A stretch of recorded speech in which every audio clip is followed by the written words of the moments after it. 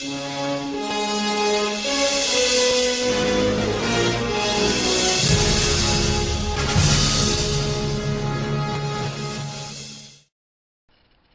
everyone, I'm Martin and welcome to another great edition of Astronomy for Beginners.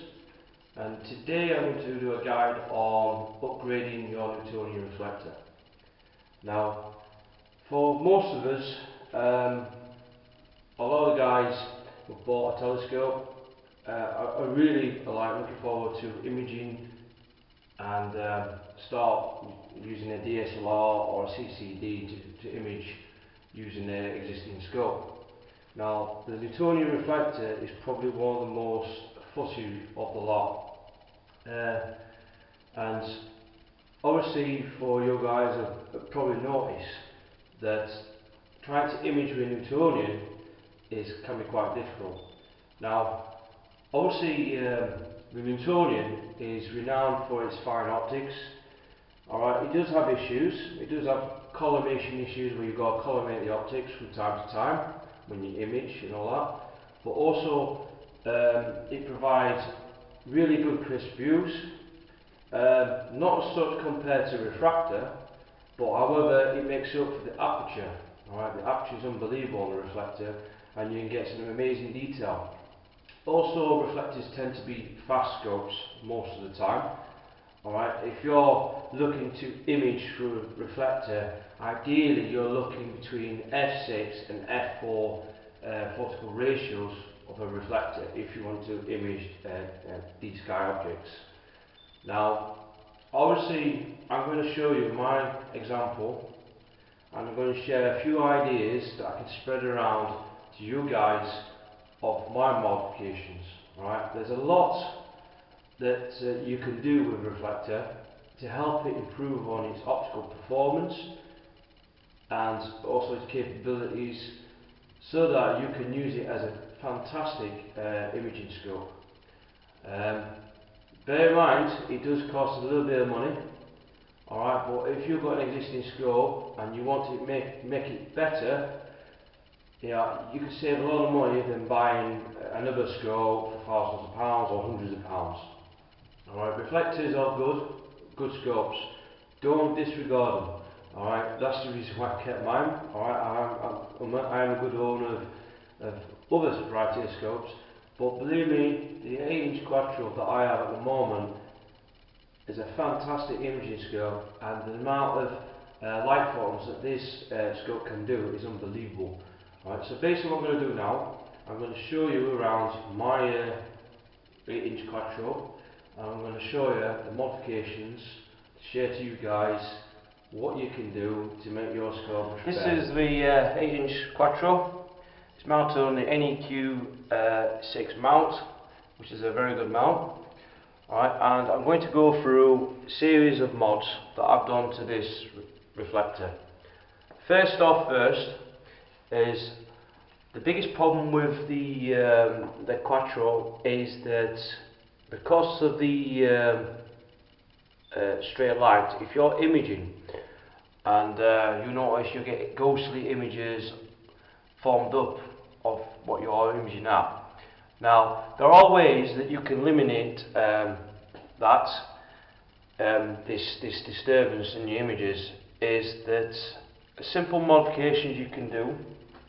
First off is, if I remove the dust cap, obviously it's a hollow tube. The biggest problem with this is that a lot of stray light can actually enter inside. Now, obviously in this reflector there are ways you can eliminate this stray light from getting in and ruining your images. Now, there's a process called flocking. Now, flocking is like a fibrous material that sticks from the inside of the tube. Alright, and you basically cover the whole tube down so that basically what you'll have is you have a darkened tube, and what that does is it eliminates all this stray light from getting in, and it also helps the contrast as well, so it makes your images stand out a little bit more detail. Alright, so flocking is a process that a lot of astronomers use for reflectors. Now bear in mind on this reflector is I can't really flock this reflector because it does have baffles, and baffles, it's basically inside here you'll see like series of baffles in there. Alright, I don't think you can see them, but we'll have a closer look. But basically there's baffles in there. Now the tube is usually already coated with this anti-reflective stuff, but you'll probably find that even that tube will give it some kind of shine to it. So what you could do is, if you're one of the guys who've got a Quattro and you can't really baffle because of the baffles inside there, is get yourself some of these blackboard paint. Alright? Obviously I've got the German name for it. Alright, I'm not going to go through that for you guys who live in the UK, but you're looking for blackboard paint. And blackboard paint is basically an anti-reflective. It's the most mattest colour you can use. It's a matte black. Alright, it's the mattest black you can use. Alright, very handy stuff. Alright, obviously this stuff, this tin, it's almost 400 millilitres. This will last you a lifetime. You don't need a massive amount of paint. Alright, but you can actually paint the whole tube all the way down. Is another way. If you don't have flocking material, you can darken the tube with this stuff, right, and that helps a bit. Alright, so matte board paint is crucial. Now obviously,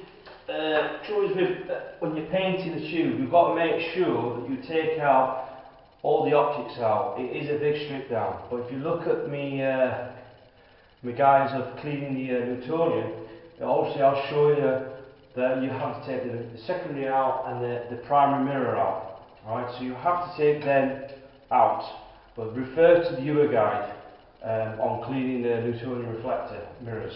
Alright, so make sure when you do flock or paint the tube, make sure you take all the optics out and then you can do it. Now obviously I'm going to go now and show you a closer up on the tube. As you can see, you see the baffles just down there. Alright, those are what I meant by the baffles. Now on the Quattro you can't really flock this scope, alright, to be honest with you, because of the baffles down there. But however, those baffles, what they do is they help to they work in the same sort of way to help the contrast and also provide stop the stray light from entering. So they do work. They're like diffraction rings, but they come standard with the Quattro. But as you can see down here, I've basically painted all the nuts and bolts. I even done the focuser, which you can take apart and you can darken the tube. Alright, so you can actually darken the tube out. Alright, so there's no reflection that gets in there. Alright, so it's pretty dark inside. Alright, and that's what you're trying to do. You're trying to eliminate all the reflection. Now also, you notice that this part here, this is also been painted with this dark paint. Alright, on the secondary mirror. So basically, what that does is that also stops the reflection, because if you look on the side of here, alright, you probably find that on your telescope this is just plain glass, there's nothing painted on it, but you get a little bit of silvering around the edge. Now you can also paint the secondary mirror and you can also paint the primary mirror, but I think there's painting the primary mirror, there's no actual real need to do it, but on the secondary definitely, because you get this bit of this silvering and that will throw off some of this stray light. So obviously, if you're in doubt, making sure if you're going to want to paint your secondary mirror, make sure that when you take the spider out and you take the secondary out in the wanner, alright, make sure you use some of these. Alright, and basically what you're trying to do is you've got some artist paint brushes. Now I seriously recommend that you use these, alright, because what you do is you need to have a fine brush, alright, so that you can paint around the edges. Now obviously You can't really see the secondary mirror as such, alright, but basically you do not want to paint over that coating, alright, so that coating here. So obviously on the edges there, once you coat it, do not paint over the other side where the secondary mirror silver coating is. Alright, you do not want to touch that coating. So when you carefully paint over, you're just painting this, just the sides here and at the back.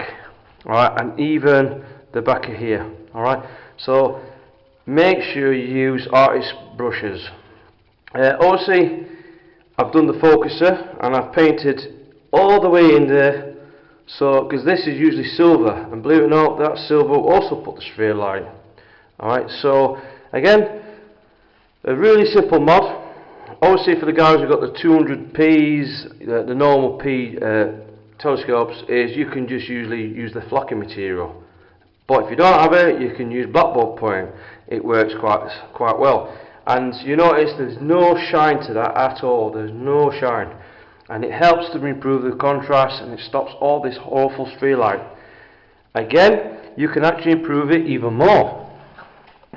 Have you noticed at the back, as I mentioned on some of my guides, is yes, you can paint the back of the primary mirror, alright, and that also eliminates this stray light. However, it's not really necessary really.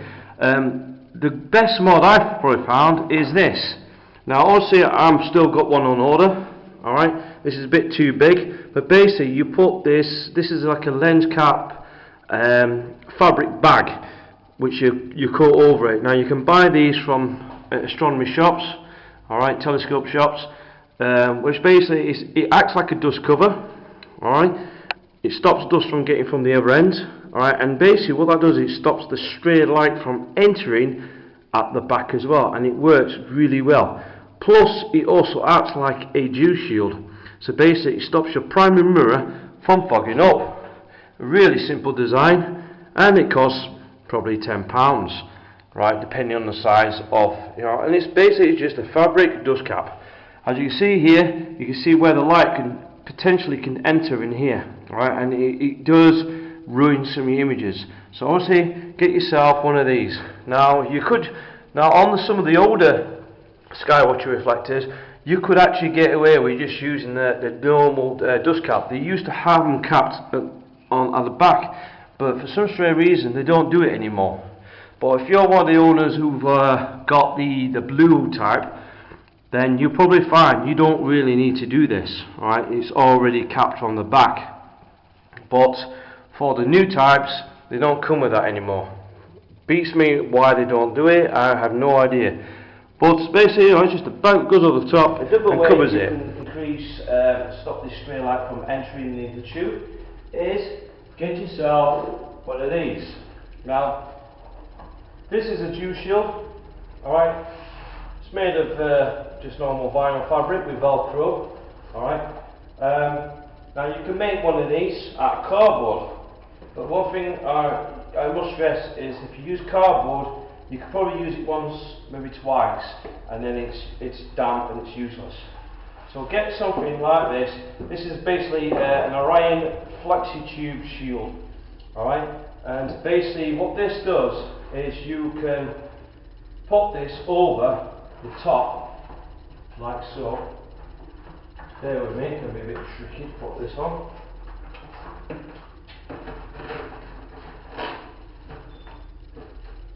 Alright, and then basically what you've done is you created a tube shield that basically stops all the stray light.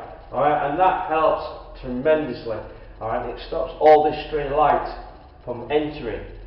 Bear in mind, it's a dew shield, so what it does, it also prevents dew from forming in the secondary mirror. If the dew forms up on the secondary mirror, guess what? Game over. You're not going to be imaging because it'll ruin the images, and then you have to sack the imaging session for the night. Alright, so this will help prevent some dew from entering the tube. Alright, not all the time, it's not 100%, but it'll increase, say like on some nights, probably an extra 2 hours of use. Alright, but it also stops the light from entering the tube, it helps provide the contrast, it's a simple mod to do, alright, and for the sake of a flexi tube, probably 20 to 30 pounds. I know it's expensive, but you can use this all the time. With the cardboard ones, as soon as they get a bit damp, you'll probably be able to use it once or twice and it's useless. Also, if you're going to make one, paint it in cardboard paint, alright? One thing I also need to add is if you're using that cardboard paint and you're painting just around the secondary mirror and the tube, make sure you leave it for 24 hours for it to properly dry out, because cardboard paint tends to dry really slowly, so don't use the telescope at all for around about 24 hours. Alright, leave it set off because it takes a while to dry. Alright, so yeah, again, use the Dew Shield and it works fantastic.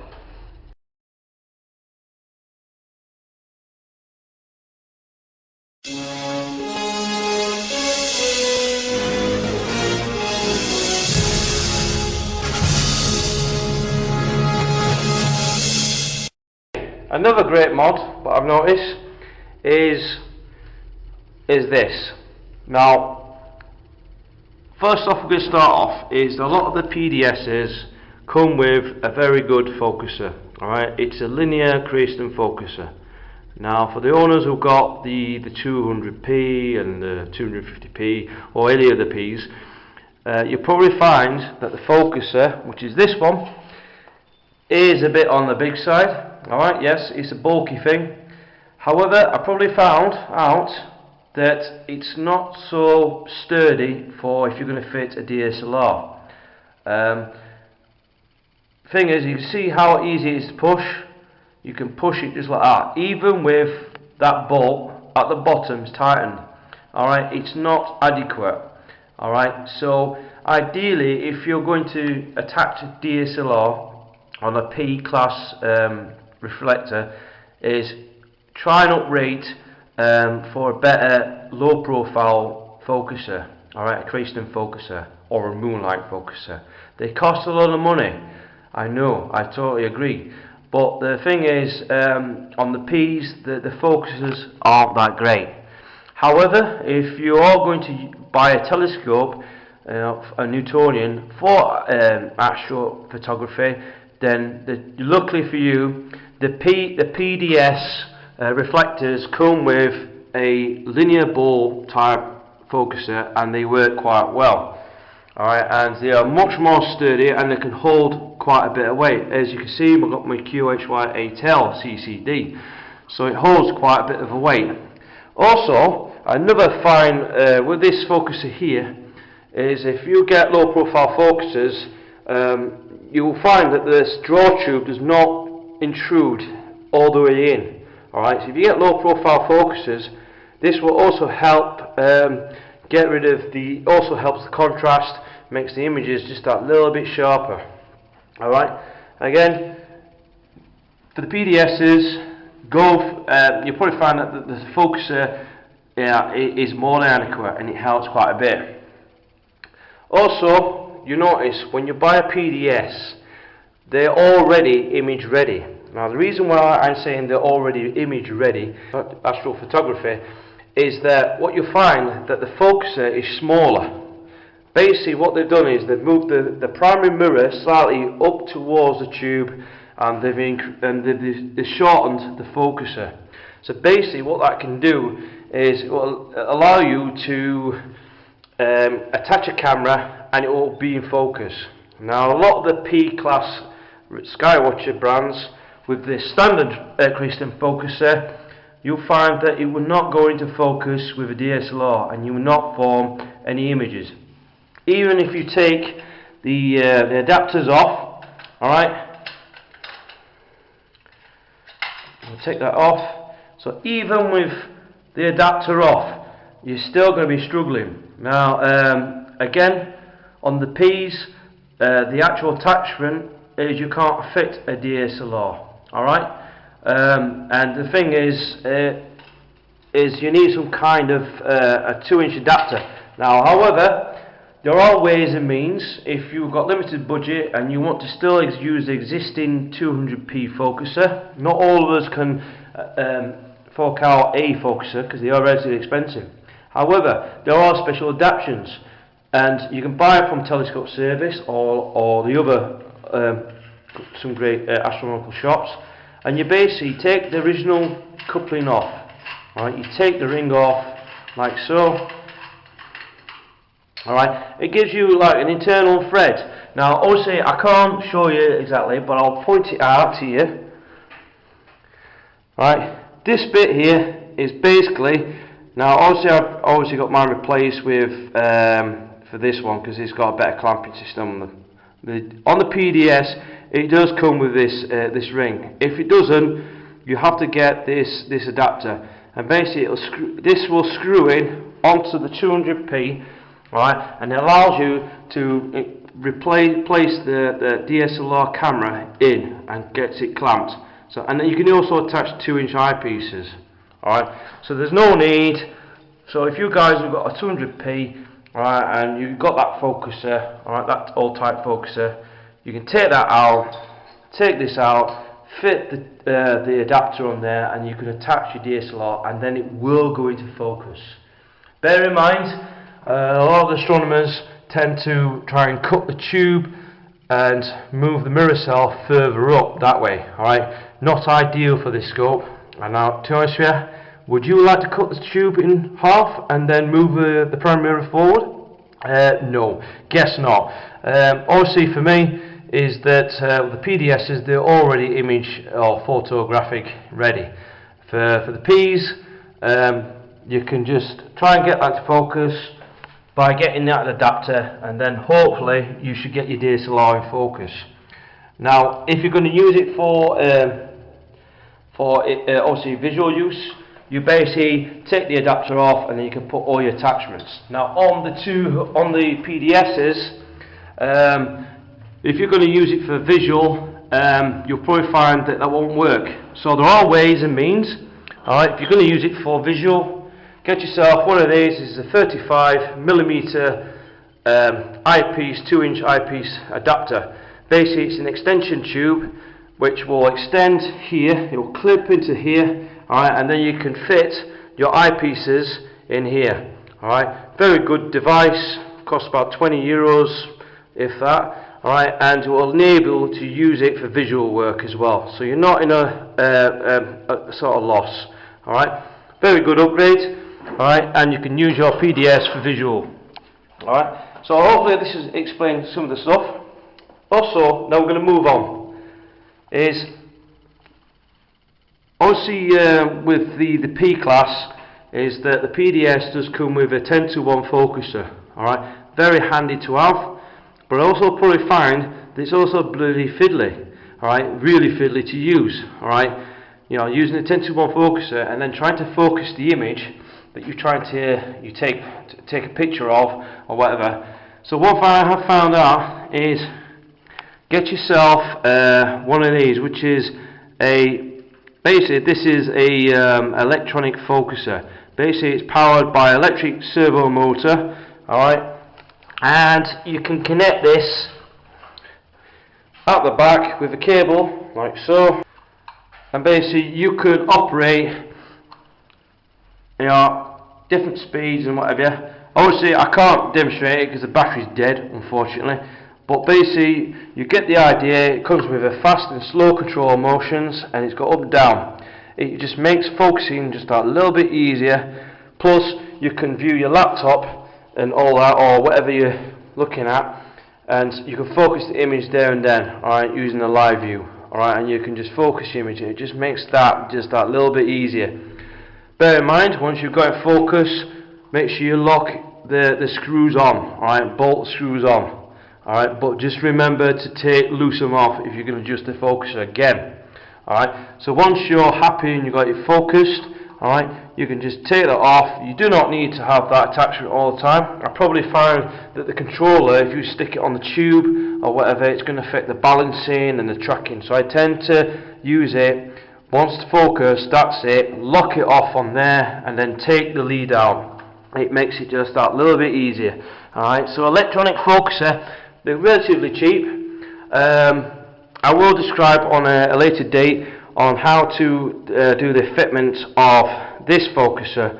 Alright, because this focuser only fits on the P class Creason focusers, I'm afraid.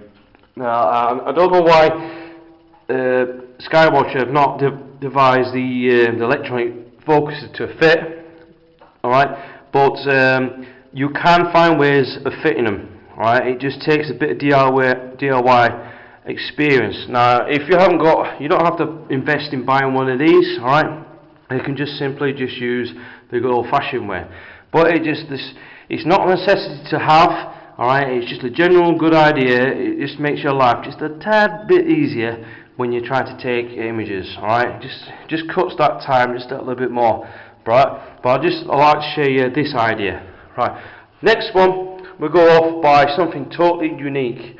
Now, there's a lot of guys who are for refractor owners, and they suffer, or the guys with the maxed off, and they probably find that their mirror cell, obviously the mucus lens or whatever, or the objective lens tends to freeze over. Alright, using the dew shield you attach down here. So you attach the dew shield here, but one thing you notice, that it only does so much.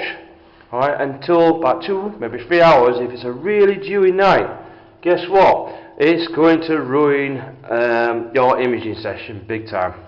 Now, obviously for refractors, if you check down here on the actual guide scope itself, the finder guider, alright, you can invest in one of these, right? Basically on this viewfinder here, you can actually fit a dual heater band, and you attach this cable, which comes with the setup, to a dew zapper, powered off by a cigarette lighter through a battery. Alright, use between about 2, maybe 4 watts of power per hour. Alright, and it will prevent dew from forming on the objective lens.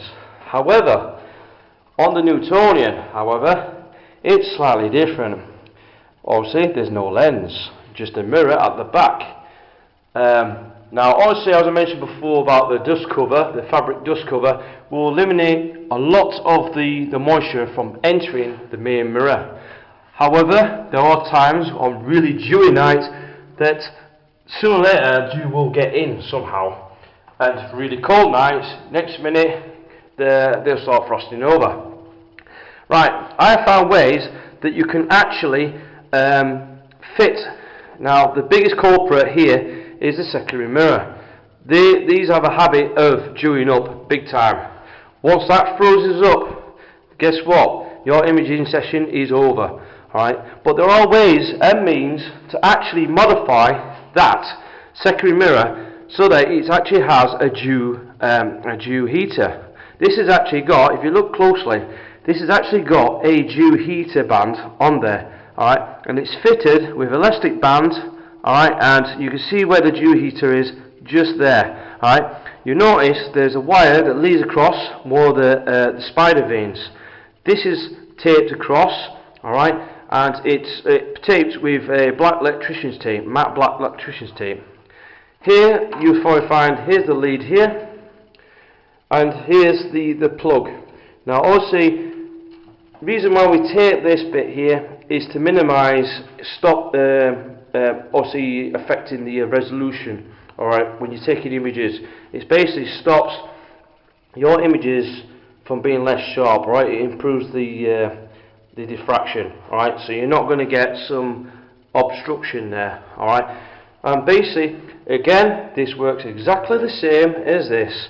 Alright, again, you attach the plug here. You get an extension cable with this, believe it or not. Alright, and you just fit it on here. You connect the plug at the dew heater zapper, right? And there you go. There you go. You just turn the knob. That's it. And guess what? You have got now a dew-proof, anti-freezing secondary mirror, and it will last all night long. You're not going to get any problems with dew or freezing up. All right, and it helps a great deal. Bear in mind, be careful when you use this device. Alright, do not put the heater at full whack, depending on the temperature. What I probably find is the safest bet is to put between 1/4 or half the setting, which is here, alright, to about here, alright, is safe as done, and it will fight off dew all night long. You don't want too much heat, because as you create heat, it will create obviously turbulence, heat turbulence. So making sure you do not put too much heat. Alright, so just put round about between 1/4 and medium mark, and it will start off fighting dew. Now if on some really cold nights and it gets to like -degrees, then you need to get to a point where you need to think, well, I need to increase it, the heat. Alright, so obviously if your images start to deteriorate and it's still a clear sky, then obviously that sign is that your secondary mirror is starting to freeze up or mist up. So make sure that you turn it up the notch to like medium or so. Alright, fantastic device. Alright, since I've had it, I've had no problems with it at all. Really fantastic mod. You can buy this, believe it or not, from Telescope Service. Alright, I think it's around, I can't remember now exactly how much it was. It's around about probably 30 to 40 euros. Alright, it takes a bit of time because you have to take the spider out, or the secondary mirror, to attach it, to attach this band and so forth. But it takes 10 minutes, alright, 10 to 15 minutes to assemble. Alright, and you're laughing. Basically, you now got a reflector that will now be totally dew free. Alright, and makes your imaging just that little bit easier. Also, another thing to make things a lot easier is that, as you're aware, that Newtonians are a big problem with collimation. Alright, shorter the focus of that reflector, the more the collimation needs to be. One thing I probably found is, you notice these screws here. Alright, these are replaced where used to be Allen screws in there. There used to be Allen screws, 4 metric 4 screws used to be in there. What you probably find is that you used to round off from time to time. Alright, and also you have to use an Allen key wrench to try and adjust the collimation.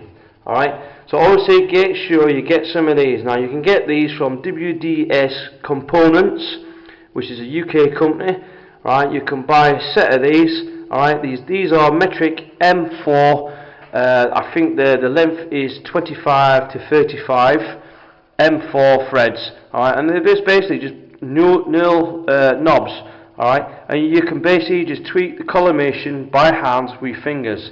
No use for tools or nothing, and it makes collimation even easier.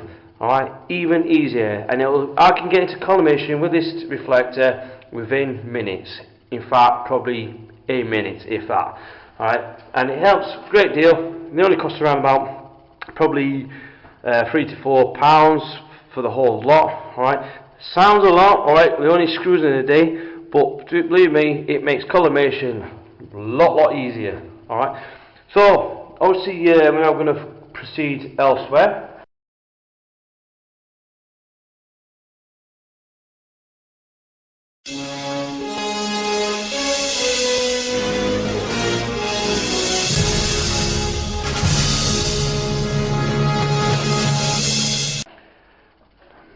Now, as we go through here, notice you've got the CCD itself. Alright, I'm going to take that off. Alright, I'm going to take that off. Alright, so carefully with one hand. Right, as you probably find, is that reflectors suffer from a condition called coma. Alright, and it can be a bit of a problem for most astronomers.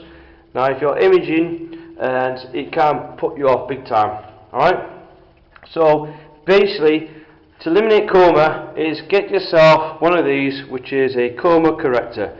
Basically, this is attached to QHY8L CCD, and it's a coma corrector. And what that does is it eliminates all this comet trailing that you get from the edges of your images, and and it flattens it out, right? And it makes it look, as natural, right? This costs around about £100 to £120, if that. okay, maybe about £99 if you're lucky. Really, this is the Skywatcher brand, believe it or not. Now, obviously, a lot of guys go for the Border, which is another fantastic coma corrector brand. Alright, but one thing about this coma corrector. Now, the good thing about this coma corrector is a lot of people are totally unaware of what this coma corrector can actually do. Alright, and the reason for being doing is that this coma corrector, believe it or not, actually works like a follicle reducer. Now, as I mentioned about follicle reducers, they tend to shorten the follicle length of a telescope, and what that does is it makes your telescope run faster. Now, the reason why you want it to run faster is if you want to have wide field views of the DSOs you're trying to take photos of, and basically it shortens the exposure times as well. Now, basically this coma corrector, the Skywatcher brand, actually gives a 0.9 times reduction, follicle reducing, and what that does is, this is an f4 reflector. Now, this reflector is f4 and it lowers this by 0.9, but basically turns this reflector into a staggering f3.6 follicle telescope. Basically, that telescope will make catching the light photons even quicker. Now, a lot of people are totally unaware that this actually does that. All right. But it does work, and believe me, I can get images of M31 literally, you know, minutes for you, if that, right, to get the whole of the structure and all the companions and all that. It really collects that light big time. Obviously, the aperture does help, but when you're imaging, it's actually follicle ratio is actually the key to imaging. Alright, so the quicker your optics are, the less of the time and more data is collected through a certain exposure, and this will turn this into an f3.6. Believe me, this coma corrector can also, you can fit this onto the P-class reflectors. Alright, they're an f5 ratio, and this will turn this to a 4.5. Again, this will work for those reflectors as well. So a lot of people are totally aware that this actually gives an actual follicle reducing effect, and there's not many people know about that, but it does work, and it has, it's been tried and tested. Alright, and believe me, I've noticed a difference. I've used this without it, and I put it back on, and it does make a massive difference, plus eliminating coma as well. Alright, so something to seriously consider getting if you want to uprate your reflector for imaging.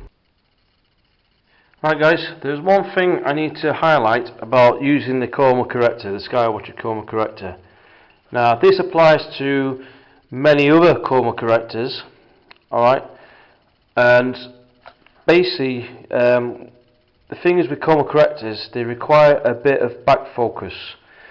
Now, obviously, if you're attaching a DSLR or a CCD, there's one thing you've got to be aware of is it's usually highlighted on the website of the product you're going to buy of a coma corrector. And the one thing you've got to bear in mind is that there is a certain gap you've got to have. So when you attach a coma corrector, it's not just physically just attach the CCD and DSLR. Now, that depends on the back focus. Now, the back focus is basically this gap here. Basically, it's the gap between the focus, the coma corrector itself to the back focus of the CCD chip. So basically, you're going to need a back focus of 55mm. Now, you're allowed between 1 degree plus or minus of error. Alright, so if you're slightly out, it's okay. Now, the reason why this air gap is important, you need this gap so that you'll get the maximum effect of reducing that coma. Alright, and you're not going to get any sort of comic trailing on the edges or so. Alright, so that's why you need this 55mm gap. Alright, very crucial. Now, on the QHY8L, this has a back focus of 20mm from the CCD. Alright, now obviously I've got the attachment here, which is the adjuster, which adds another 3mm. Alright, that will give me a 23mm gap. However, here I still need to do a certain gap for the rest. So basically I'm going to need of back focus for that chroma corrector to work. Alright, very crucial. Alright, a lot of people tend to just attach it and then realise, thinking, well, that chroma corrector is rubbish, it doesn't work. Well, the reason why is you're going to need to put that air gap. Now, usually a lot of the chroma correctors usually come with a spacer for most DSLR cameras, but you need to check your specifications of your DSLR or your CCD to get the exact back focus, alright, from where the camera is. Now, in a lot of good astronomy shots, alright, get yourself, now if you've got a problem where you're not quite on the back focus and you need to either reduce the gap or to extend the gap, believe it or not, in a lot of good astronomical telescope shops, is get yourself one of these, which is basically a T2 adapter. Basically, this is a variable extension tube, and basically what that does is it allows you to attach this CCD or DSLR camera on the C mount. Alright, allows you to attach that. It has an internal thread here and it has an internal thread there, and it's got a lock nut here. Alright, and basically what that does is you can adjust the gap, alright, from the length either way, alright, and get the exact 55mm gap that's needed. Alright, so bear in mind, you've got to be careful, is that your camera or CCD has that gap as well from the back focus from the CCD. Alright, this is 23mm. I want to say this, and then I'm going to need a back focus of an extra 22mm. Alright, so it is really crucial that you get that 55mm gap. Now, obviously, with some chroma correctors, bear in mind that not all are 55, so you need to look carefully on, because every chroma corrector is different. Alright, there are some more chroma correctors out there, and believe it or not, even come with with the adaptation kit, but not all of them do. But if you do, this costs around about probably 17 or 19 euros, if that. Alright, and it basically adapts in there and gives you the correct gap that's needed. I thought I'd just highlight that to you guys about this. Alright, not many people know about this, and so when people buy a chroma corrector, make sure you get something like an attachment like that so you get the right gap. Now it depends on the mount you have. Now on the standard Skywatchers, I do not like this at all. Alright, this is a Vixen type dovetail.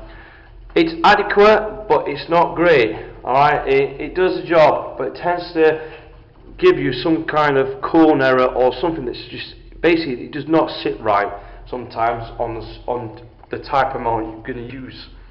Now, for this bit here, this is on an NEQ6. You'll probably find that this is a Lost Mandy style. Now the Lost Mandy style is, believe it or not, I really prefer to use, if you've got big telescopes of 8 inches and over, I think you should seriously invest in getting a Lost Mandy style bracket, dovetail bracket. A lot more sturdier, holds more weight, you know, and it will eliminate a lot of this cone error.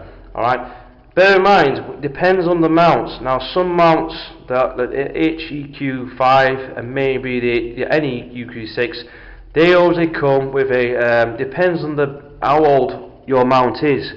Now some don't even come with that, they just come with a standard Vixen style dovetail bracket, alright, clamp. Now on this one, this is the newer version, where the newer NEQ6s come with, you can attach a dovetail Lost Mandy and a Vixen. Alright, but it just depends on how the mount is, or when you bought it.